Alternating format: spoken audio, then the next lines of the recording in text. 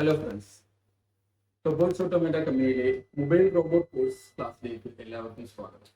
നമ്മൾ പഠിക്കാൻ പോകുന്നത് മൊബൈൽ റോബോട്ട് ബിഗിനർ കോഴ്സിനെ കുറിച്ചാണ്. അപ്പോൾ ഇതിനകത്ത് ഈ റോബോട്ട് ആണ് നമ്മൾ അസംബിൾ ചെയ്യാനും അതിൻ്റെ കമ്പോണൻസ്, അതിൻ്റെ പ്രവർത്തനവും, പിന്നെ അതുകൂടാതെ തന്നെ നമുക്കിത് എങ്ങനെയൊക്കെ ഉപയോഗിക്കാൻ പറ്റും എന്നുള്ള രീതിയിലുള്ള ക്ലാസ്സുകളാണ് നമ്മൾ ഈ തുടരെ വരുന്ന ക്ലാസ്സുകളിൽ പഠിക്കാൻ പോകുന്നത്.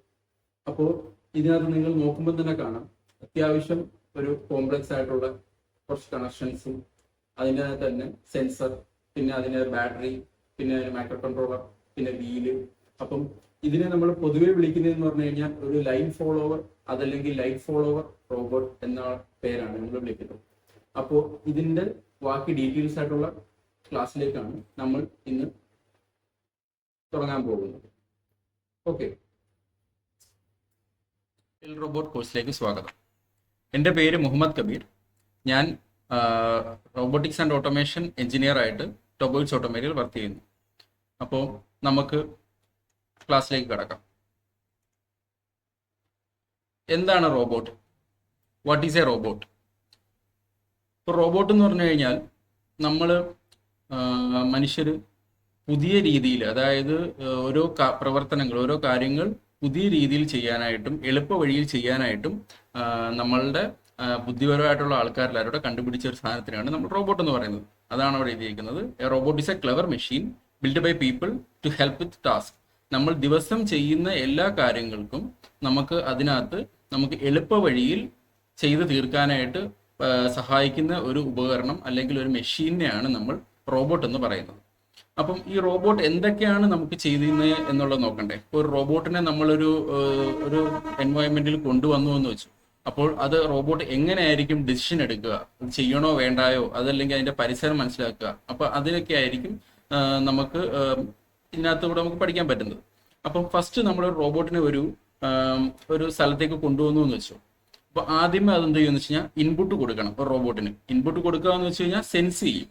റോബോട്ട് അതിന്റെ പരിസരം മനസ്സിലാക്കും. അല്ലാതെ നമ്മളുടെ ഇപ്പം ഫാൻ, അതല്ലെങ്കിൽ ഈ പറഞ്ഞ കണക്ക് കാറ് എന്ന് പറയുന്നതൊക്കെ മെഷീൻസ് ആണ്, അല്ലെങ്കിൽ ഇലക്ട്രോണിക് ഉപകരണങ്ങളാണ്. പക്ഷെ അതൊന്നും നമുക്ക് ഈ പറഞ്ഞ കണക്ക് ഒരു പരിസരമായിട്ട്, അത് നമ്മളെ മനുഷ്യനുമായിട്ട് ഇന്ററാക്ട് ചെയ്യുന്നില്ല. അപ്പം സെൻസ് ചെയ്യുക എന്നുള്ളതാണ് റോബോട്ടിന്റെ ഏറ്റവും പ്രൈമറി കാര്യം. അതായത് അതിന്റെ പരിസരം മനസ്സിലാക്കി അതിനൊരു ഉചിതമായിട്ടുള്ള തീരുമാനം എടുക്കാൻ വേണ്ടിയിട്ട് ആലോചിച്ച് എടുക്കുക എന്നുള്ളതാണ് റോബോട്ടിന്റെ മെയിൻ ടാസ്ക് എന്ന് പറഞ്ഞു കഴിഞ്ഞാൽ. അപ്പോൾ ഫസ്റ്റ് കണ്ടില്ലേ നിങ്ങൾ, sense input. Robot uses special parts like sensors to experience the world എന്ന് പറഞ്ഞു കഴിഞ്ഞാൽ റോബോട്ടിന്റെ നമുക്കിപ്പം നമ്മളെങ്ങനെ ആയിരിക്കും ഒരു പരിസരം വീക്ഷിക്കുക അല്ലെങ്കിൽ നമ്മൾ നോക്കുക എന്ന് പറയും. നമുക്ക് കണ്ണുണ്ട്, ചെവിയുണ്ട്, വായുണ്ട്, അപ്പോൾ കൈകളുണ്ട്, നമുക്ക് തൊട്ട് നോക്കാനൊക്കെ ആയിട്ട് പറ്റും. അപ്പം അതിന് പകരമായിട്ട് റോബോട്ടിനുള്ളതാണ് സെൻസേഴ്സ് എന്നാണ് നമ്മൾ പറയുന്നത്. ഇപ്പം നമ്മളുടെ റോബോട്ട് എടുക്കുകയാണെന്നുണ്ടെങ്കിൽ ഇതിന് നമുക്ക് ഈ ഫ്രണ്ടിൽ കൊടുത്തിരിക്കുന്നതൊക്കെയാണ് ഇതിന്റെ സെൻസേഴ്സ്. അപ്പൊ ഇതെന്ന് പറഞ്ഞു കഴിഞ്ഞാൽ അതിന്റെ കണ്ണായിട്ടും ചെവിയായിട്ടും അതിന്റെ കൈകളായിട്ടും ഒക്കെ മനസ്സിലാക്കാനായിട്ട് സഹായിക്കുന്ന ഓരോ കാര്യങ്ങളാണ് സെൻസർ എന്ന് പറഞ്ഞു കഴിഞ്ഞാൽ. അപ്പൊ ഈ സെൻസറിലോട്ട് നമുക്ക് ഡേറ്റ അക്യുമുലേറ്റ് ചെയ്തിട്ട് ആ ഡേറ്റയാണ്, അതായത് നമ്മളിപ്പോൾ കണ്ണുകൊണ്ട് കാണുന്ന ഒരു സാധനം നമ്മൾ ബ്രെയിനിലോട്ട് അയച്ചു കൊടുക്കത്തില്ലേ. അപ്പൊ അതുപോലെ തന്നെ സെൻസറിൽ നിന്ന് കിട്ടുന്ന ഡേറ്റ നമ്മൾ എന്ത് ചെയ്യും, ബ്രെയിനിലോട്ട് അയച്ചു കൊടുക്കും. ഇപ്പൊ റോബോട്ടിന് എന്തുകൊണ്ട്, ബ്രെയിൻ ഉണ്ട്. റോബോട്ടിന്റെ ബ്രെയിൻ എന്താണ്? റോബോട്ടിന്റെ ബ്രെയിനാണ് മൈക്രോ കൺട്രോളർ എന്ന് പറയും. നമുക്ക് ഈ റോബോട്ടിന്റെ ബ്രെയിനാണ് ഇവിടെ ഇരിക്കുന്ന ഈ മൈക്രോ കൺട്രോളർ. അപ്പൊ അത് നമ്മൾ ഇതിന്റെ തുടർന്ന് നമ്മൾ പഠിക്കുന്നതായിരിക്കും. അപ്പം ഈ സെൻസ് ചെയ്യുന്ന ഇൻപുട്ടിനെ നമ്മൾ എന്ത് ചെയ്യും, ആദ്യമേ തിങ്ക് എന്നുള്ള പ്രോസസ്സിലോട്ട് പോകും. ആദ്യം നമ്മൾ ആലോചിക്കും. അപ്പൊ നമ്മുടെ ഇപ്പൊ തീ കണ്ടു, അപ്പൊ നമ്മൾ കണ്ണുകൊണ്ട് കാണുന്ന സാധനത്തെ അത് ബ്രെയിനിലോട്ട് വിട്ടിട്ട് അങ്ങോട്ട് പോകാൻ പാടില്ല, അത് നമുക്ക് അപകടകരമായിരിക്കും എന്ന് തോന്നുന്ന രീതിയിലാണ് നമ്മൾ ബ്രെയിനിലാണ് പ്രോസസ്സ് ചെയ്യുക. അപ്പൊ അതുപോലെ തന്നെ പ്രോസസ്സ് ചെയ്തതിനു ശേഷം പിന്നെ നമ്മൾ എന്ത് ചെയ്യും, അങ്ങോട്ട് പോകത്തില്ല. അപ്പൊ പോവാതിരിക്കാൻ വേണ്ടിയിട്ട്, അല്ലെങ്കിൽ നമുക്കിപ്പം മാറണം എന്നാണ് അതിന്റെ ഒരു കമാൻഡ് വരുന്നത്, ബ്രെയിനിൽ നിന്ന് വരുന്നത്, അവിടുന്ന് മാറി നിൽക്കണം. അപ്പൊ അങ്ങനെയാണ് നമ്മൾ ഔട്ട്പുട്ട് എന്ന് പറയുന്നത്. ആ ഔട്ട്പുട്ട് നമുക്ക് പല രീതിയിലുണ്ട് റോബോട്ടിനകത്ത്. ഇപ്പൊ ഈ റോബോട്ടിനകത്ത് ഔട്ട്പുട്ട് എന്ന് പറഞ്ഞു കഴിഞ്ഞാൽ മോഷൻ ആയിരിക്കും. മോഷൻ എന്ന് വെച്ച് കഴിഞ്ഞാൽ മൂവ്മെന്റ്. നമുക്ക് ഈ വീൽസ് യൂസ് ചെയ്തിട്ട് മുമ്പോട്ടും പുറകോട്ടും സൈഡിലോട്ടും ഒക്കെ പോകാനായിട്ട് പറ്റും. ഇതായിരിക്കും ഈ റോബോട്ടിന്റെ ഔട്ട്പുട്ട്. അപ്പം ഒരു റോബോട്ടിന്റെ എന്താണ് റോബോട്ട്? റോബോട്ട് നമ്മളുടെ പരിസരം മനസ്സിലാക്കിയതിന് ശേഷം അതിന് ആലോചിക്കും, അതിന് ചെയ്യേണ്ട കാര്യങ്ങൾ എന്തൊക്കെയാണെന്ന് ആലോചിക്കും, പിന്നെ അതിനനുസരിച്ച് അതിൻ്റെ ആ പ്രവർത്തനം ചെയ്യുകയും ചെയ്യും. അപ്പോൾ ഓരോ സിറ്റുവേഷൻ അനുസരിച്ചും ഓരോ റോബോട്ടും പല പല തരത്തിലുള്ള റോബോട്ടുകളുണ്ട്. അപ്പം അതിന് എന്താണോ സിറ്റുവേഷനിൽ അനുയോജ്യമായിട്ട് ചെയ്യേണ്ടത് അതായിരിക്കും അത് ചെയ്യുന്നത്. പിന്നെ എന്തിനാണ് നമുക്ക് ഈ റോബോട്ട് ചെയ്യുന്നത്? ഇപ്പം നമ്മളുടെ ഈ റോബോട്ടിന്റെ ഉപയോഗം എന്താണ്? നമുക്ക് നമുക്ക് തന്നെ നമ്മളുടെ ഓരോ ജോലികളുള്ളത് നമുക്ക് തന്നെ ചെയ്താൽ പോരെ. നമ്മൾ എന്തിനാണ് റോബോട്ടിനെ നമ്മൾ ഉപയോഗിക്കുന്നത്? Why do we need robots? അപ്പം റോബോട്ട് എന്ന് പറഞ്ഞു കഴിഞ്ഞാൽ നമ്മളുടെ മെയിൻ കൺസെപ്റ്റ് എന്ന് വെച്ച് കഴിഞ്ഞാൽ നമുക്ക് മനുഷ്യനാൽ പറ്റാത്തതും അതല്ലെങ്കിൽ മനുഷ്യന് ചെയ്യാൻ പറ്റാത്തതെന്ന് ഉദ്ദേശിച്ചതിന് ശേഷം അതായത് മനുഷ്യന് അപകടമുള്ള സ്ഥലങ്ങളിൽ അല്ലെങ്കിൽ ഈ പറഞ്ഞ നമുക്ക് എത്തിച്ചെല്ലാൻ പറ്റാത്ത സ്ഥലങ്ങളിലും ഒക്കെ നമുക്ക് ഓരോ കാര്യങ്ങൾ ചെയ്യേണ്ടി വരത്തില്ലേ. അതായത് ഡിഫിക്കൾട്ട് ഫോർ ഹ്യൂമൻസ്. ഇപ്പം നമുക്ക് കടലിൻ്റെ അടിയിൽ 2 ദിവസം താമസിച്ചിരുന്ന് ഡേറ്റാസ് കളക്ട് ചെയ്യണമെന്ന് വെച്ചു. അപ്പം നമുക്ക് ഓക്സിജൻ സിലിണ്ടറുമായിട്ട് പല ആൾക്കാരും കടലിൽ പോകും. പക്ഷേ എന്നും പറഞ്ഞ് നമുക്ക് എപ്പോഴും അവിടെ പോയിരിക്കാൻ പറ്റുമോ? അപ്പം സ്ഥിരമായിട്ട് മോണിറ്റർ ചെയ്യണമെന്നുണ്ടെങ്കിൽ നമുക്ക് എന്ത് വേണം? നമുക്കൊരു റോബോട്ട് ഉണ്ടെങ്കിൽ നമുക്ക് അവിടെ കൊണ്ടുവന്ന റോബോട്ടിനെ വെച്ചിട്ട് നമുക്ക് അതിനെ നമ്മൾ ക്യാമറയൊക്കെ വെച്ചിട്ട് നമുക്ക് സർവൈലൻസ് ചെയ്യാന്ന് വെച്ച് കഴിഞ്ഞാൽ നമുക്കത് പരിശോധിക്കാനായിട്ട് ആ ഏരിയകളിലൊക്കെ എന്തെങ്കിലും വ്യത്യാസങ്ങളുണ്ടോ, എടുക്കാനുണ്ടോ എന്നുള്ളത്. അതല്ലെന്നുണ്ടെങ്കിൽ നമുക്കിപ്പോൾ അടുത്തൊരു തീപിടുത്തം ഉണ്ടായി, അപ്പോൾ നമുക്കൊരു മനുഷ്യന് ഈ പറഞ്ഞ കണക്ക് എപ്പോഴും കയറി ചെന്ന് ഹീറ്റ് കാരണം നമുക്ക് ശരീരത്തിൽ നമുക്ക് ബുദ്ധിമുട്ടുകൾ ഉണ്ടാവത്തില്ലേ. അപ്പോൾ അതൊക്കെ ഒഴിവാക്കിയിട്ട് നമുക്ക് പിന്നെ അതല്ലെങ്കിൽ ഒരു ലാൻഡ് സ്ലൈഡ് ഉണ്ടായി, ഒരു ബിൽഡിംഗ് കൊളാപ്സ് ആയി, അങ്ങനെയൊക്കെ വരുന്ന സിറ്റുവേഷൻസിലൊക്കെ എന്ത് പറ്റും? നമുക്ക് മനുഷ്യനാൽ എപ്പോഴും കയറി ചെയ്യാനൊക്കത്തില്ല. പിന്നെ ഒരു ബുദ്ധിമുട്ടുള്ള കാര്യം എന്ന് വെച്ച് കഴിഞ്ഞാൽ നമുക്ക് ഒരു ജോലി മനുഷ്യൻ ഒരു ദിവസം ചെയ്യുന്നു, അതേ ജോലി തന്നെ തുടർച്ചയായിട്ട് 20 ദിവസം 30 ദിവസം ഒക്കെ ചെയ്തുകൊണ്ടിരിക്കും. അതായത് റെപ്പറ്റീഷൻ എന്ന് പറയും. എന്ന് വെച്ച് കഴിഞ്ഞാൽ നമ്മളിപ്പോൾ ഒരു കാര്യം തന്നെ ചെയ്തുകൊണ്ടിരിക്കുമ്പം മനുഷ്യരാകുമ്പോൾ എന്ത് പറ്റും? നമുക്കത് മടുക്കും. നമ്മളത് ഇന്ന് പഠിച്ചതല്ലേ, നാളെയും പഠിക്കണമല്ലോ, മറ്റന്നാളും പഠിക്കണമല്ലോ, അപ്പോൾ ഇനി അടുത്ത ആഴ്ചയും പഠിക്കണ്ടേ, അങ്ങനെയൊക്കെ ആലോചിച്ചിരുന്ന് നമ്മൾ എന്ത് ചെയ്യും? നമുക്ക് ആ ചെയ്യുന്ന ജോലിയിൽ നമുക്ക് ആത്മാർത്ഥത കുറയും. അതല്ലെന്നുണ്ടെങ്കിൽ ഈ പറഞ്ഞ കണക്ക് നമുക്ക് ആ ഒരു പൂർണ്ണമായിട്ടുള്ള ഫുൾ പൊട്ടൻഷ്യലിൽ എത്താനോ ഒക്കത്തില്ല. അപ്പോൾ എന്ത് പറ്റും? അങ്ങനെയൊക്കെയുള്ള റെപ്പറ്റേറ്റീവ് ടാസ്ക് ചെയ്യാനായിട്ട് ഇപ്പം നമ്മൾ റോബോട്ടിന്റെ വീഡിയോ നമ്മളിപ്പം യൂട്യൂബിലൊക്കെ അടിച്ചു നോക്കുകയാണെന്നുണ്ടെങ്കിൽ നമുക്ക് കാണാം. ഇപ്പം കാറിന്റെ പെയിന്റ് ചെയ്യുന്നു അല്ലെങ്കിൽ വെൽഡ് ചെയ്യുന്നു, അങ്ങനെയൊക്കെ വരുമ്പോൾ എന്ന് വെച്ച് കഴിഞ്ഞാൽ ഒരു സാധനം ഒരു സ്ഥലത്ത് നിന്ന് എടുക്കുക, മറ്റു സ്ഥലത്ത് വെക്കുക. ഈ ഒരു ടാസ്ക് ആയിരിക്കും ഒരു റോബോട്ടിന് ഉണ്ടായിരിക്കുക. അപ്പൊ ആ ടാസ്ക് 2 ദിവസം വർക്ക് ചെയ്യുന്ന ആ റോബോട്ടിന് 100 വട്ടം 150 വട്ടം ചെയ്യേണ്ടി വരുമായിരിക്കും. അപ്പോൾ അങ്ങനെ റെപ്പറ്റീഷൻ ആയിട്ട് അത് ചെയ്തുകൊണ്ടേ ഇരിക്കണം. അപ്പോൾ ആ ഒരു സ്ഥലത്ത് നമ്മളൊരു മനുഷ്യനെ വെക്കുന്നതിന് പകരമായിട്ട് നമ്മൾ എന്ത് ചെയ്യും? ഒരു റോബോട്ടിനെ വെക്കും. റോബോട്ടിനെ വെക്കുമ്പോൾ എന്താ? നമുക്കത് ഈ പറഞ്ഞ കണക്ക് മടി കാണിക്കത്തില്ല, മനുഷ്യരെ പോലെ മടി കാണിക്കത്തില്ല. നമ്മൾ പറയുന്ന ടാസ്ക് 100 150 വട്ടം അത് ഒരു സ്ഥലത്ത് നിന്ന് എടുക്കുകയും മറ്റു സ്ഥലത്ത് വെക്കുകയും ചെയ്തുകൊണ്ടിരിക്കും. അതിനകത്ത് നമുക്ക് അധികം എക്സ്പെൻസ് ഇല്ല. 24 മണിക്കൂറും നമുക്ക് ആ റോബോട്ടിനെ കൊണ്ട് വർക്ക് ചെയ്യിപ്പിക്കാം. അപ്പം എന്തൊക്കെയായിരിക്കും ഡിഫിക്കൾട്ട് ഫോർ ഹ്യൂമൻസിന് എക്സ്പ്ലോർ ചെയ്യാൻ പറ്റാത്ത സ്ഥലങ്ങളിൽ പോയി നമുക്ക് ഈ പറഞ്ഞ കണക്ക് റോബോട്ടിനെ ഉപയോഗിച്ചിട്ട് പല പല കാര്യങ്ങൾ ചെയ്യാം. പിന്നെ പ്രിസിഷൻ എന്ന് പറഞ്ഞു കഴിഞ്ഞാൽ സർജറീസ് ഒക്കെ യൂസ് ചെയ്യുമ്പോൾ മൈന്യൂട്ട് ആയിട്ടുള്ള സെൽസും മൈന്യൂട്ട് ആയിട്ടുള്ള സ്യൂച്ചറിങ്, അതായത് നമ്മൾ സർജറി ചെയ്യുന്നതിന്റെ കാര്യങ്ങൾക്കും ഒക്കെ നമുക്ക് എന്ത് ചെയ്യാൻ പറ്റും? റോബോട്ടിക് ആംസ് യൂസ് ചെയ്യും, റോബോട്ടിക് സർജറി മെഷീൻസ് ഒക്കെ യൂസ് ചെയ്യാൻ പറ്റും. പിന്നെ നമുക്ക് 100 കിലോ അല്ല 150 കിലോ അല്ല അങ്ങനെ വലിയ ഹെവി ആയിട്ടുള്ള സാധനങ്ങളൊക്കെ നമുക്ക് എന്ത് ചെയ്യാൻ പറ്റും? മാറ്റിയെടുക്കാനോ എടുക്കാനൊക്കെ ആയിട്ട് നമുക്ക് എന്താ വേണം? ഒരു റോബോട്ട് ഉണ്ടെങ്കിൽ നമുക്ക് വളരെയധികം ഫലപ്രദമായിട്ട് ഉപയോഗിക്കാൻ പറ്റുന്നതായിരിക്കും. പിന്നെ എന്തായിരിക്കും? Chemical dangerous for humans. ഒരു കെമിക്കൽസിനായിട്ട് ഇപ്പം നമുക്ക് ആസിഡ് ഒക്കെ ഉണ്ട്. മനുഷ്യന്റെ ദേഹത്ത് വീണ് കഴിഞ്ഞാൽ നമ്മളുടെ സ്കിന്നൊക്കെ കംപ്ലൈന്റ് വരുന്ന ആസിഡ്സ് ഒക്കെ ഉണ്ട്. അപ്പോൾ ആ ആസിഡ്സിനൊക്കെ എന്ത് ചെയ്യാൻ പറ്റും? നമുക്ക് റോബോട്ട്സ് വെച്ച് ഹാൻഡിൽ ചെയ്യാൻ പറ്റും. എടുത്തു വെക്കാനും മാറ്റാനും ഒക്കെ ആയിട്ടുള്ള സഹായങ്ങൾക്കൊക്കെ നമുക്ക് എന്ത് ചെയ്യാൻ പറ്റും? റോബോട്ട്സിന് യൂസ് ചെയ്യാൻ പറ്റും. പിന്നെ നമ്മൾ പറഞ്ഞ എന്തായിരുന്നു? ഫയർ കേസിൽ, പിന്നെ ഈ പറഞ്ഞ ബോംബ് ഡിഫ്യൂസ് ചെയ്യാനൊക്കെ ആയിട്ട്. അപ്പം നമുക്ക് എന്തെങ്കിലും ഒരു ഫോൾട്ട് പറ്റിക്കഴിഞ്ഞ് കഴിഞ്ഞാൽ ഒരു മനുഷ്യജീവനെ രക്ഷിക്കാൻ തന്നെ പറ്റും റോബോട്ട് ഉണ്ടെങ്കിൽ. പിന്നെ നമുക്ക് സമയം കൂടുതൽ എടുക്കുന്ന ടാസ്കുകൾ ഈ പറഞ്ഞ കണക്ക് റെപ്പറ്റേറ്റീവ് ടാസ്ക് ആയിട്ട് പറയുന്ന സാധനങ്ങൾ. അപ്പൊ അതെന്ന് പറഞ്ഞു കഴിഞ്ഞാൽ നമുക്ക് ഈ പറഞ്ഞ എന്ത് പറ്റും? റെപ്പറ്റേറ്റീവ് ടാസ്ക് ആയിട്ട് വരുന്ന കാര്യങ്ങളൊക്കെ നമുക്ക് റോബോട്ടിനെ ഉപയോഗിച്ച് നമുക്ക് ഓക്കെ ആയിട്ട് ചെയ്യാനായിട്ട് പറ്റും. ഓക്കെ. പിന്നെ പലതരത്തിലുള്ള റോബോട്ടുകളുണ്ട്. നമുക്ക് ഒരു തരത്തിലുള്ള ഒരെണ്ണത്തിന്റെ മാത്രമായിട്ടുള്ള റോബോട്ട് അല്ലല്ലോ. അപ്പോൾ ടൈപ്സ് ഓഫ് റോബോട്ട് എന്ന് പറഞ്ഞു കഴിഞ്ഞാൽ നമുക്ക് എന്താ പറയുക, നമുക്ക് സാധനങ്ങൾ കൊണ്ടുപോകുന്ന റോബോട്ടുണ്ട്, സാധനങ്ങൾ എടുത്തു വെക്കുന്ന റോബോട്ടുണ്ട്, സാധനങ്ങൾ നിർമ്മിക്കുന്ന റോബോട്ടുകളുണ്ട്. അപ്പോൾ അതുപോലെ നമുക്ക് പലതരത്തിലുള്ള റോബോട്ടുകളാണ് നമുക്കിപ്പോൾ അവൈലബിൾ ആയിട്ടൊക്കെ ഉള്ളത്. ഇപ്പൊ ഇതിനകത്ത് തന്നെ ഫസ്റ്റ് നമുക്കിപ്പോൾ കാണുന്നതെന്ന് വെച്ച് കഴിഞ്ഞാൽ നമുക്കത് ഇതെന്ന് പറഞ്ഞു കഴിഞ്ഞാൽ AMR എന്നാണ് ഇതിന്റെ പേര്. അത് ഓട്ടോണോമസ് മൊബൈൽ റോബോട്ടാണ്. അപ്പൊ ഇതൊരു ഫസ്റ്റ് റോബോട്ട് കാറ്റഗറി വരുന്നത് എന്താണെന്ന് വെച്ച് കഴിഞ്ഞാൽ ഇത് ഒരു മൊബൈൽ റോബോട്ടാണ്. നമ്മൾ പഠിക്കാൻ പോകുന്നത് എന്താണ്? മൊബൈൽ റോബോട്ടാണ്. അപ്പൊ ഈ മൊബൈൽ റോബോട്ടിന്റെ കാര്യങ്ങൾ എന്ന് വെച്ച് കഴിഞ്ഞാൽ നമുക്ക് ഈ റോബോട്ട് ഇത് നമ്മുടെ കമ്പനിയിൽ തന്നെ നിർമ്മിച്ച റോബോട്ടാണ് നിങ്ങളിപ്പോൾ കണ്ടുകൊണ്ടിരിക്കുന്നത്. ഞങ്ങളുടെ ടോബോയിഡ്സ് ഓട്ടോമേറ്റ കമ്പനിയിൽ ഞങ്ങൾ ഒരു 300 കിലോ വരെ ഭാരം ചുമക്കാൻ പറ്റുന്ന രീതിയിലുള്ള റോബോട്ടിനെയാണ് നമ്മൾ ഉണ്ടാക്കിയിരിക്കുന്നത്. അപ്പൊ ഇതിന്റെ ഒരു കഴിവെന്ന് വെച്ച് കഴിഞ്ഞാൽ നമുക്ക് ഓട്ടോണോമസ് ആയിട്ട് ഈ റോബോട്ട് സഞ്ചരിക്കും. ഓട്ടോണോമസ് ആയിട്ട് സഞ്ചരിക്കുക എന്ന് വെച്ച് കഴിഞ്ഞാൽ എന്താണ്? മനുഷ്യ സഹായം ഇല്ലാതെ ഈ റോബോട്ട് ഒരു സ്ഥലത്തു നിന്ന് മറ്റു സ്ഥലത്തേക്ക് പോവുകയും അതിന്റെ സാധനങ്ങൾ ഡ്രോപ്പ് ചെയ്യുകയും ചെയ്യും. ഇപ്പൊ ഡെലിവറിക്ക് പോകുന്ന കണക്ക് ഈ റോബോട്ട് പോയി ചെയ്യും. നമുക്ക് ആരും ഇന്ററാക്ട് ചെയ്യേണ്ട ആവശ്യമില്ല, നമുക്ക് അതിന്റെ പുറകെ നടക്കേണ്ട കാര്യങ്ങളില്ല. ഓക്കെ, അപ്പം എന്താന്ന് വെച്ച് കഴിഞ്ഞാൽ ഇതാണ് ഫസ്റ്റ് കാറ്റഗറി, മൊബൈൽ റോബോട്ട്. അതായത് these robots can move from one place to another using wheels, tracks or legs. കാലുകൾ ഉപയോഗിച്ചോ വീല് ഉപയോഗിച്ചോ അല്ലെങ്കിൽ ഒരു ട്രാക്ക് എന്താണ്? റെയിൽ ട്രാക്ക് പോലെ. അപ്പോൾ ഒരു ട്രാക്ക് നിർമ്മിച്ചു കൊടുത്തു കഴിഞ്ഞാൽ അതിനകത്ത് എന്ത് ചെയ്യും? ആ ഒരു സ്ഥലത്തു നിന്ന് മറ്റു സ്ഥലത്തേക്ക് സഞ്ചരിക്കാനായിട്ട് പറ്റുന്നതാണ്. അതിന്റെ എക്സാമ്പിൾ എന്തൊക്കെയാണ്? നമ്മളിപ്പോൾ ഡെയിലി കണ്ടുകൊണ്ടിരിക്കുന്ന പല പല കാര്യങ്ങളൊക്കെ ഉണ്ട്.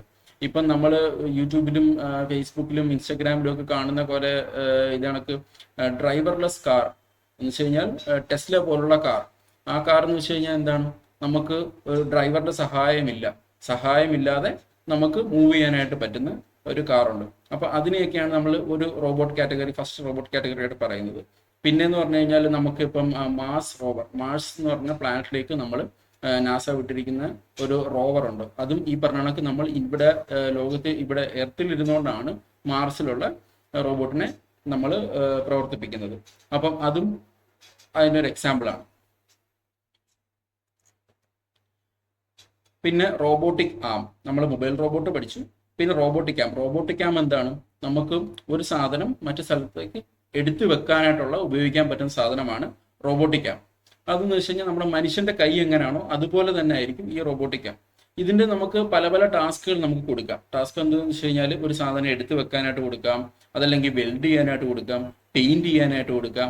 ഇപ്പം നമ്മളുടെ കാർ കമ്പനികളുടെയൊക്കെ വീഡിയോകളൊക്കെ നിങ്ങൾ കാണുകയാണെന്നുണ്ടെങ്കിൽ നമ്മുടെ കാറിന്റെ ബോഡി എടുത്തുകൊണ്ട് വരുന്നത് റോബോട്ടായിരിക്കും, പെയിന്റ് ചെയ്യുന്നത് ഒരു റോബോട്ടായിരിക്കും, വെൽഡ് ചെയ്യുന്നത് ഒരു റോബോട്ടായിരിക്കും. അപ്പം ഇതൊരു മൂന്ന് കൈയായിട്ട് അവിടെ നിൽക്കുന്നത് നമുക്ക് കാണാനായിട്ട് പറ്റും. അപ്പം ഇത് ഏറ്റവും കൂടുതൽ ഉപയോഗിക്കുന്നത് എവിടെയാണ്? ഫാക്ടറീസിലാണ് ഇത് യൂസ് ചെയ്യുന്നത്. പിന്നെ നമുക്ക് ഡൊമസ്റ്റിക് റോബോട്ട് ഉണ്ട്. അപ്പോൾ നമുക്ക് ഡൊമസ്റ്റിക് റോബോട്ട് എല്ലാവരും താഴെ കൊടുത്തിരിക്കുന്ന സിനിമയുടെ ആൻഡ്രോയിഡ് കുഞ്ഞപ്പൻ എന്ന് പറഞ്ഞ സിനിമയിലെ ഒരു പോസ്റ്ററാണ് താഴെ കൊടുത്തിരിക്കുന്നത്. അപ്പം അതെന്ന് പറഞ്ഞു കഴിഞ്ഞാൽ നമുക്കറിയാം വീടുകളിൽ മുതിർന്ന ആൾക്കാർക്ക് വേണ്ടിയിട്ട് അവരുടെ ശുശ്രൂഷയ്ക്ക് വേണ്ടിയിട്ട് ഉപയോഗിക്കുന്ന റോബോട്ടാണ് ഈ ഡൊമസ്റ്റിക് റോബോട്ട് എന്ന് പറയുന്നത്. അതല്ലെന്നുണ്ടെങ്കിൽ നമുക്ക് ഈ പറഞ്ഞ വീട് വൃത്തിയാക്കാനായിട്ട്, വീട് പരിസരത്തിന് സർവൈലൻസിനായിട്ട്, ഇപ്പൊ കള്ളനോ വല്ലതും കയറുന്നുണ്ടോ എന്നുള്ളത് നോക്കാൻ വേണ്ടി സർവൈലൻസിനായിട്ട് റോബോട്ട് വെക്കാറുണ്ട്. അപ്പം അങ്ങനത്തെ ഒരു കാറ്റഗറിയിൽ വരുന്നതാണ് ഈ പറഞ്ഞ ഡൊമസ്റ്റിക് റോബോട്ട് വരുന്നത്.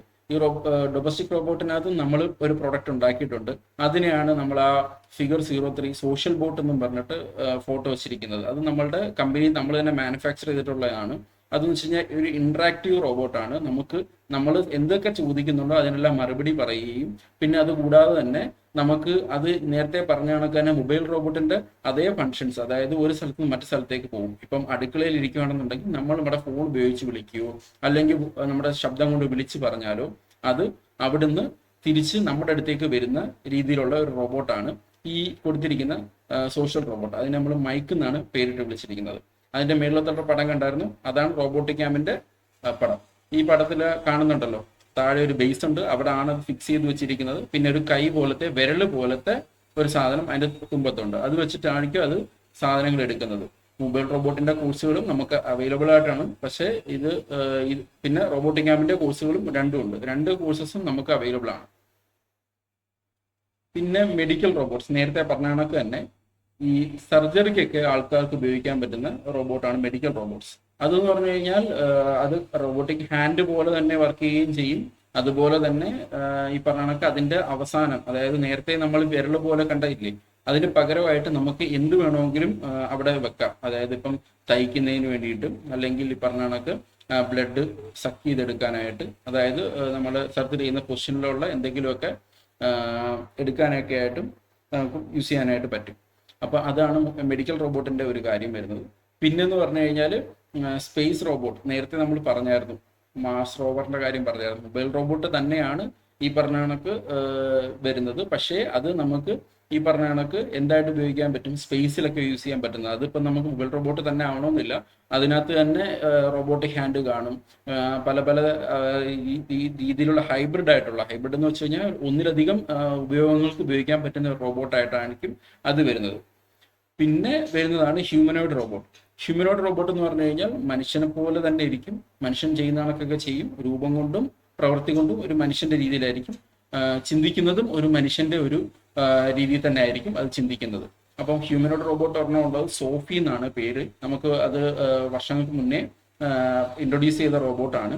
ഇപ്പോൾ അതിൻ്റെയൊക്കെ അപ്ഡേറ്റഡ് വെർഷൻസ് ഒക്കെ വരുന്നുണ്ട്. അതായത് നമ്മൾ മനുഷ്യനെ പോലെ നമുക്ക് പോയി അതിൽ കാണുമ്പോൾ സംസാരിക്കുകയും ഇടുകയും ചെയ്യാം. നമ്മൾ ചോദിക്കുന്ന ചോദ്യങ്ങൾക്ക് മറുപടി പറയുകയും ചെയ്യും. നമ്മളെ കാണുകയും നമ്മളൊരു ഹ്യൂമൻ ഇൻട്രാക്ഷൻ, അതായത് മനുഷ്യനോട് മനുഷ്യൻ ഇൻട്രാക്ട് ചെയ്യുന്ന കണക്ക് തന്നെ നമുക്ക് ഇൻട്രാക്ട് ചെയ്യാനായിട്ടൊക്കെ പറ്റും. അപ്പൊ ഇങ്ങനെയൊക്കെ പലതരത്തിലുള്ള റോബോട്ട്സ് ആണ് ഇപ്പം നമുക്ക് അവൈലബിൾ ആയിട്ടുള്ളത്.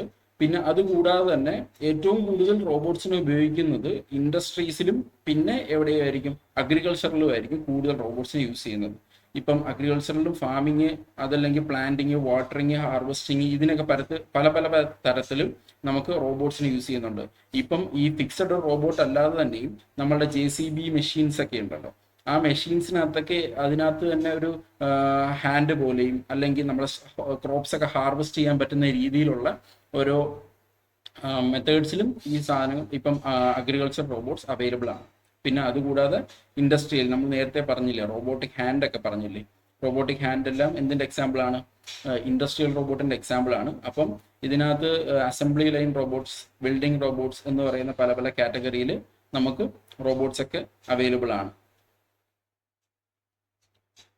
അപ്പം ഈ കോഴ്സിന് നമുക്ക് ഇനി മെയിൻ ആയിട്ടുള്ള കാര്യം എന്ന് വെച്ച് കഴിഞ്ഞാൽ നമ്മളുടെ എന്തായിരിക്കും, നമ്മളുടെ ഈ റോബോട്ടിനെ നമ്മൾ പ്രവർത്തിപ്പിക്കുക എന്നുള്ളതായിരിക്കും അതിൻ്റെ ഒരു മെയിൻ ടാസ്ക്.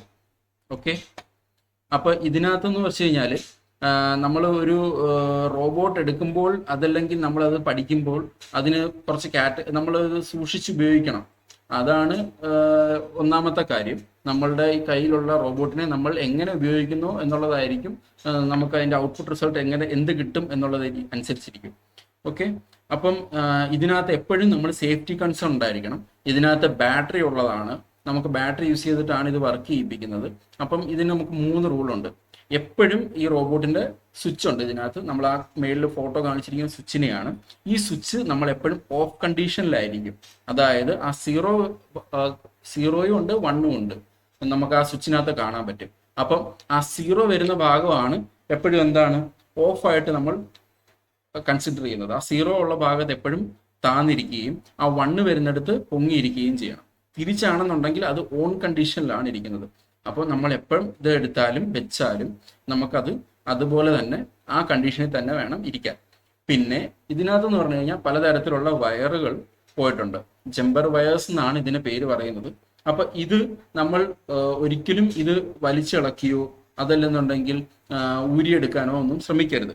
അഥവാ എന്തെങ്കിലും ഇളകിയോ എന്തെങ്കിലും ഇരിപ്പുണ്ടെന്നുണ്ടെങ്കിൽ അന്നേരം തന്നെ പേരൻസിനോട് പറയുക, ഇത് ഇന്നത് ഇളകി ഇരിപ്പുണ്ടെന്നുള്ളത് നമുക്ക് ഫോട്ടോ അയച്ചു തന്നാൽ മതി. നമ്മളത് എന്ത് ചെയ്യും, നോക്കിയിട്ട് എന്താണെന്നുള്ളത് നോക്കിയിട്ട് പറയും. പിന്നെന്ന് പറഞ്ഞു കഴിഞ്ഞാൽ ബാറ്ററിയുടെ, അപ്പൊ ഈ ഒന്നാമത്തേന്ന് പറഞ്ഞു കഴിഞ്ഞാൽ സ്വിച്ച് നമുക്ക് ഓണാക്കേണ്ട കണ്ടീഷൻ നമ്മൾ പറയുമ്പോൾ മാത്രമേ ഉപയോഗിക്കാൻ പാടുള്ളൂ. അതല്ലെന്നുണ്ടെങ്കിൽ നമ്മുടെ കോഴ്സ് കഴിഞ്ഞ് കഴിയുമ്പോഴത്തേക്ക് നിങ്ങൾക്ക് തന്നെ ഇത് ഉപയോഗിക്കേണ്ടത് എങ്ങനെയാണെന്നും ഒക്കെ മനസ്സിലാവും. അതിനുശേഷം മാത്രമേ അത് ഓണാക്കാവൂ. ഓക്കെ, അതിന് കഴിഞ്ഞിട്ട് അവസാനത്തെയാണ് ബാറ്ററിയുടെ റൂൾ. ഇതാണ് ഈ ബ്ലൂ കാണുന്നതാണ് ബാറ്ററി വരുന്നത്. അപ്പൊ ഈ ബാറ്ററിക്ക് കണക്ഷൻ പോകുന്നുണ്ട്.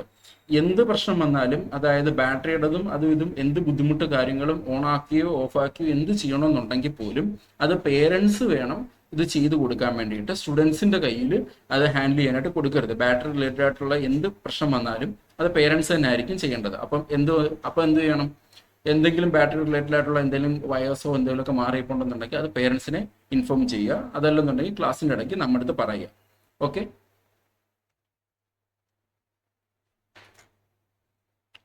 ഓക്കെ, ഇനി നമുക്ക് ഇതിനകത്തുള്ള കമ്പോണൻസിനെ പഠിക്കാം. നമുക്ക് ഇപ്പം പലതരത്തിലുള്ള കമ്പോണൻസ് ഉണ്ട്. അപ്പോൾ ആ കമ്പോണൻസിനകത്ത് എന്ന് പറഞ്ഞു കഴിഞ്ഞാൽ നമുക്ക് ഫസ്റ്റ് ഞാൻ പറഞ്ഞിട്ടുണ്ടായിരുന്നു, മൈക്രോ കൺട്രോളർ പറഞ്ഞിട്ടുണ്ടായിരുന്നു. മൈക്രോ കൺട്രോളർ ആണ് എന്ത്, നമ്മുടെ റോബോട്ടിന്റെ ബ്രെയിൻ വരുന്നത്. അപ്പം ഈ മൈക്രോ കൺട്രോളർ എന്ന് പറഞ്ഞ സാധനം അതാണ് ആ ഇമേജിൽ കാണാൻ പറ്റും.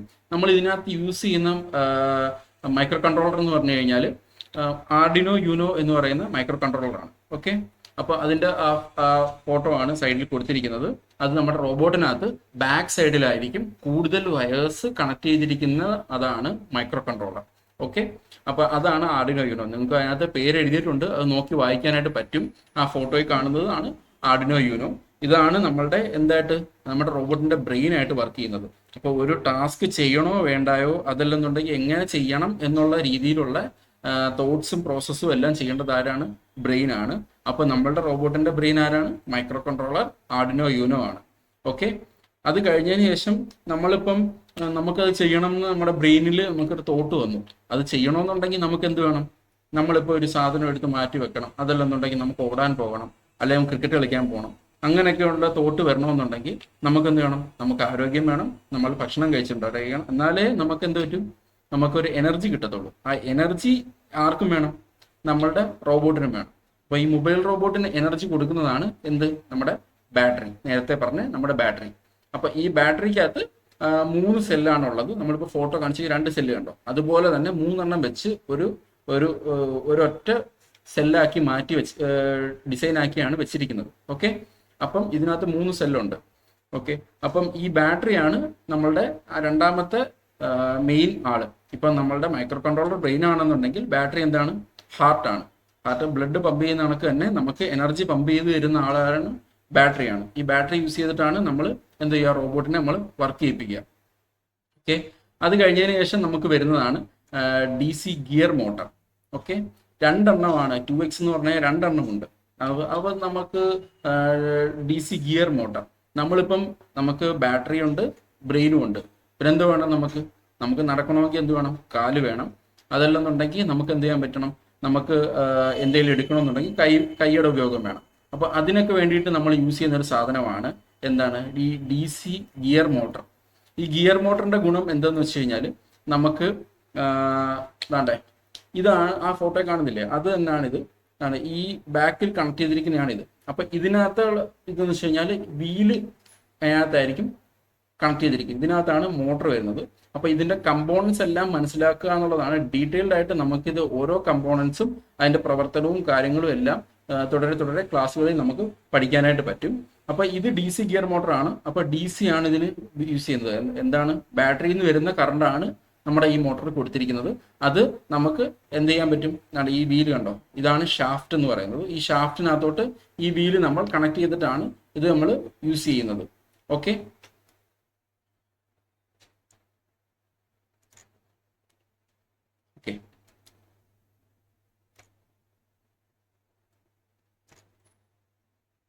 ഓക്കെ, നേരത്തെ പറഞ്ഞ കണക്ക് തന്നെ വീലുണ്ട്. ആ വീലിന്റെ കാര്യങ്ങൾ ഫോട്ടോ കണ്ടല്ലോ, 2 വീലാണുള്ളത്.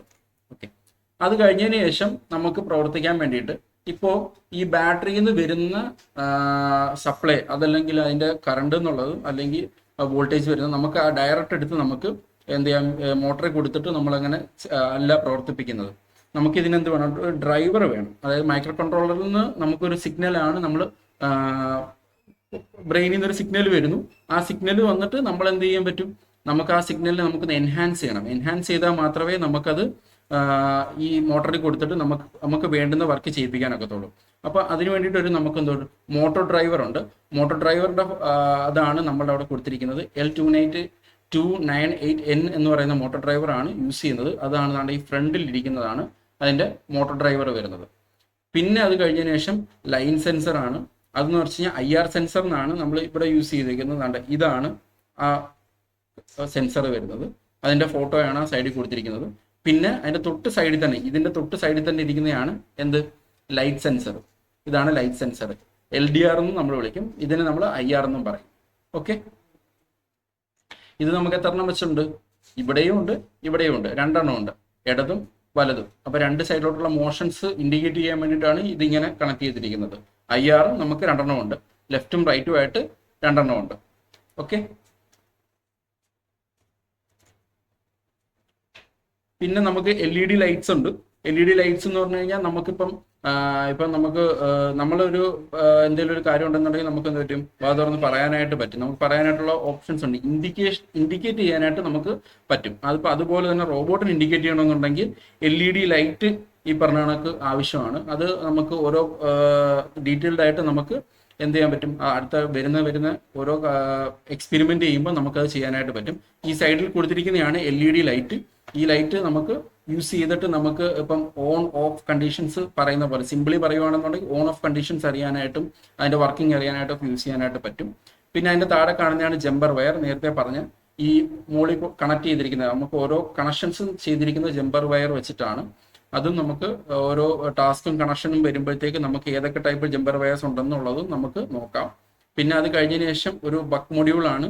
അതെന്ന് പറഞ്ഞു കഴിഞ്ഞാൽ നമുക്ക് ബാറ്ററി റിലേറ്റഡ് ആയിട്ട് വരുന്ന ഒരു കമ്പോണന്റ് ആണ്. അത് കണ്ട് ഈ സൈഡ് വീലിന്റെ തൊട്ട് സൈഡിലായിട്ടാണ് ഇവിടെ ഇരിക്കുന്നത്. ചെറിയ കമ്പോണന്റ് കാണുന്നതാണ് ഇത് വരുന്നത്. ഇത് നമ്മൾ യൂസ് ചെയ്യുന്നതെന്ന് വെച്ച് കഴിഞ്ഞാൽ നമുക്ക് സ്റ്റെപ്പ് ഡൗൺ ചെയ്യാനായിട്ടാണ് യൂസ് ചെയ്യുന്നത്. അതും നമുക്ക് ഡീറ്റെയിൽഡ് ആയിട്ട് നമുക്ക് ബാറ്ററി അതിന്റെ സപ്ലൈ പഠിക്കുമ്പോൾ നമുക്ക് പറയാം. പിന്നെ വരുന്നതാണ് റോബോട്ട് ചേസിസ്. നമ്മുടെ ഈ റോബോട്ടിന്റെ വീലും മോട്ടറും നമ്മുടെ മൈക്രോ കൺട്രോളറും എല്ലാം എവിടെയാണോ വെച്ചിരിക്കുന്നത് അതിനെയാണ് ചേസസ് എന്ന് പറയുന്നത്. ഇതിനകത്ത് നമുക്ക് ഈ കാണുന്ന ട്രാൻസ്പെറന്റ് ആയിട്ട് വരുന്നിരിക്കുന്നതാണ് ഇതിന്റെ ചേസസ് ആയിട്ട് വന്നിരിക്കുന്നത്. ഓക്കെ,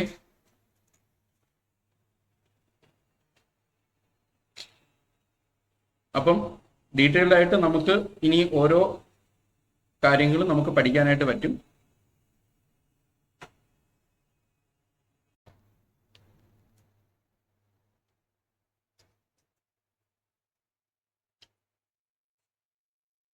നമുക്കൊന്ന് ഈ റോബോട്ട് ഒന്ന് എങ്ങനെയാണ് പ്രവർത്തിക്കുന്നതെന്ന് നോക്കാം. ഇപ്പം നമ്മൾ സ്വിച്ച് ഓൺ ആക്കുന്ന കാര്യം നമ്മൾ പറഞ്ഞല്ലോ. സ്വിച്ച് ഓൺ ആക്കാനായിട്ടുള്ള കണ്ടീഷൻസ് ഒക്കെ നമ്മൾ പറയുമ്പോൾ മാത്രമേ ഓൺ ആക്കാവുള്ളൂ. ഇപ്പം സ്വിച്ച് ഓൺ ആക്കിയതിന് ശേഷം നമുക്ക് നോക്കാം എല്ലാ സെൻസറിനകത്തും ലൈറ്റ് വന്നിട്ടുണ്ട്. നമുക്കത് ശ്രദ്ധിച്ച് നോക്കേണ്ടതാണ്. 1, 2, 3, 4 സെൻസർ ലൈറ്റ് വന്നിട്ടുണ്ട്. പിന്നെ നമ്മുടെ മോട്ടോർ ഡ്രൈവറിനകത്തോട്ട് നമുക്ക് എന്ത് പറ്റിയിട്ട് ലൈറ്റ് വന്നിട്ടുണ്ട്. പിന്നെ നമുക്ക് നമ്മുടെ മൈക്രോ കൺട്രോളറിനകത്തും ലൈറ്റ് വന്നിട്ടുണ്ട്. ഓക്കെ, ഇത് ലൈറ്റ് ഇല്ലെങ്കിൽ ഇത് ഓഫ് ആയിരിക്കുകയാണെന്നാണ് അതിൻ്റെ ഇത്. നമുക്ക് അങ്ങനെ എന്തെങ്കിലും ഇഷ്യൂസ് ഉണ്ടെങ്കിൽ നമ്മളോട് പറയുക. ഓക്കെ, അപ്പം ഇത് ഓൺ ആക്കിയിട്ടുണ്ട്. ഇപ്പം ഇതിന് വേണ്ടുന്നതെന്ന് വെച്ച് കഴിഞ്ഞാൽ ഒരു സർഫസ് വേണം. സർഫസ് ഉണ്ടെങ്കിലായിരിക്കും അത് പോകുന്നത്. അപ്പം ഇത് സെൻസർ വർക്കിംഗ് ആണ്. ഈ സെൻസർ വർക്ക് ചെയ്തുകൊണ്ടിരിക്കുകയാണ്. അപ്പം നമ്മൾ കൈ കൊടുക്കുമ്പോൾ അനുസരിച്ച് കണ്ടോ ഇത് വർക്ക് ചെയ്യുന്നുണ്ട്. അതായത് ഇതിൻ്റെ സർഫസ് വരുമ്പോൾ മാത്രം സെൻസർ ചെയ്യുകയാണ്. ഇതിന് താഴെ ഒരു സർഫസ് ഉണ്ടെങ്കിൽ മാത്രമാണ് ഇപ്പം അത് വർക്ക് ചെയ്യുന്നത്. അപ്പം ഇത് ഇപ്പം 2 സെൻസർ, അതായത് ഫ്രണ്ടിലത്തെ 2 IR സെൻസറുകൾ വർക്ക് ആവുകയാണെന്നുണ്ടെങ്കിൽ ഫോർവേഡ് എന്നുള്ള കണ്ടീഷനിലോട്ടാണ് ഇത് മൂവ് ചെയ്യുന്നത്. അപ്പൊ 2 വീലും ഒരേ ഡയറക്ഷനിൽ ഒരേ സ്പീഡിലും മുന്നോട്ട് പോവുകയാണ് ചെയ്യുന്നത്. ഓക്കെ, ഇപ്പം നമ്മളിപ്പം ഒരു സെൻസർ, ഇതിപ്പോൾ നമുക്കറിയാൻ പറ്റും സെൻസറിൻ്റെ കൈ വരുമ്പം തന്നെ അതിനകത്ത് സെൻസറിനകത്ത് നമുക്ക് ഇൻഡിക്കേഷൻ ഉണ്ട്. അതിനാണ് LED വെച്ചിരിക്കുന്നത്. നമുക്ക് കണ്ടോ കൈ ഇവിടെ വരുമ്പോഴത്തേക്ക് ഈ എന്ന് പറഞ്ഞു കഴിഞ്ഞാൽ റൈറ്റ് സൈഡിലെ സെൻസറാണ് നമ്മളിപ്പോൾ ആക്റ്റീവ് ആക്കിയിരിക്കുന്നത്. അപ്പോൾ റൈറ്റ് സൈഡിലെ സെൻസർ ആക്റ്റീവ് ആയിരിക്കുക എന്ന് വെച്ച് കഴിഞ്ഞാൽ ഇതിൻ്റെ നമുക്ക് ശ്രദ്ധിച്ചാൽ മനസ്സിലാവും. ഇപ്പുറത്തെ വീല് പുറകോട്ടാണ് കറങ്ങുന്നത്, പിന്നെ ഇപ്പുറത്തെ വീല് മുന്നോട്ടാണ് കറങ്ങുന്നത്. അപ്പം അങ്ങനെ വരുന്ന കണ്ടീഷൻ എന്ന് വെച്ച് കഴിഞ്ഞാൽ ടേണിംഗ് ആണ്. റോബോട്ട് നേരെയല്ല പോകുന്നത്, വളയുകയാണ് ചെയ്യുന്നത്. ഇതിപ്പം ഫോർവേഡ് കറങ്ങുകയാണെന്നുണ്ടെങ്കിൽ ഇത്, അതായത് നമ്മളിപ്പം നേരെ വെച്ച് കാണിച്ചു തരാം. ഒരു സെൻസർ മാത്രമാണ് ആക്റ്റീവ് ആക്കിയിരിക്കുന്നത്, 2 സെൻസർ ആക്റ്റീവ് ആക്കിയിട്ടില്ല. അന്നേരം റോബോട്ട് മനസ്സിലാക്കുന്നതെന്ന് വെച്ച് കഴിഞ്ഞാൽ അതിന് ഇടതുവശത്തോട്ട് തിരിയണം എന്നുള്ളതാണ് മനസ്സിലാക്കുന്നത്. അതിന് വേണ്ടിയിട്ട് ഇത് ഫോർവേഡ് കറങ്ങുകയും മറ്റേത് റിവേഴ്സ് കറങ്ങുകയും ചെയ്യും. ഇപ്പൊ രണ്ടാമത്തതാണെന്നുണ്ടെങ്കിൽ ഇപ്പൊ ഇടത് സൈഡിലത്തെ സെൻസറാണ് ആക്റ്റീവ് ആവുന്നതെന്നുണ്ടെങ്കിൽ ലെഫ്റ്റ് സൈഡിലെ വീല് ഫോർവേഡ് കറങ്ങുകയും റൈറ്റ് സൈഡിലെ വീല് ബാക്ക്വേർഡ് കറങ്ങുകയും ചെയ്യും. അപ്പോൾ ഇത് എന്ത് ചെയ്യുമെന്ന് വെച്ച് കഴിഞ്ഞാൽ അത് റൈറ്റിലോട്ടാണ് തിരിയുന്നത്. ഓക്കെ, അപ്പൊ ഇതാണ് ഇപ്പൊ ഇതിന്റെ വർക്കിംഗ്. ഇതിനകത്ത് ഇപ്പം നമ്മൾ യൂസ് ചെയ്യുന്നത് IR സെൻസർ ആണ്, അതായത് ലൈൻ ഫോളോവർ സെൻസർ ആണ്. ഇതിപ്പോ ഞാൻ ഇതിന്റെ മോട്ടോർ കറങ്ങുന്നതും അതിന്റെ ഡയറക്ഷനും കാണിക്കാൻ വേണ്ടിയിട്ടാണ് കാണിച്ചത്. ഇതിന് നമ്മൾ ഡീറ്റെയിൽഡ് ആയിട്ട് നമ്മൾ ലൈൻ ഫോളോവർ റോബോട്ട് പഠിക്കുമ്പോഴും അതല്ലെന്നുണ്ടെങ്കിൽ ഇതിന്റെ ലൈറ്റ് ഫോളോവർ റോബോട്ട് പഠിക്കുമ്പോഴും ഇതിന്റെ മോഷൻസും കാര്യങ്ങളും ഒക്കെ നമ്മൾ പഠിക്കുന്നതാണ്.